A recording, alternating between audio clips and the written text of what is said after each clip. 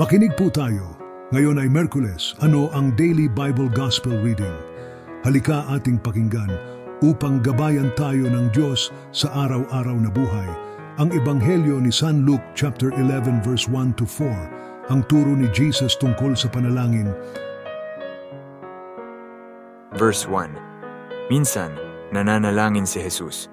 Pagkatapos niya, sinabi ng isa sa kanyang mga alagad, "Panginoon, turuan po ninyo kaming manalangin, katulad ng ginawa ni Juan sa kanyang mga alagad."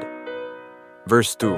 Sinabi ni Jesus, "Kung kayo'y mananalangin, ganito ang sabihin ninyo, Ama, sambahin nawa ang pangalan mo, magsimula na sana ang iyong paghahari." Verse 3. Bigyan mo kami ng aming makakain sa araw-araw. Verse 4. At patawarin mo kami sa aming mga kasalanan, sapagkat pinatatawad namin ang bawat nagkasala sa amin. At huwag mo kaming iharap sa mahigpit na pagsubok.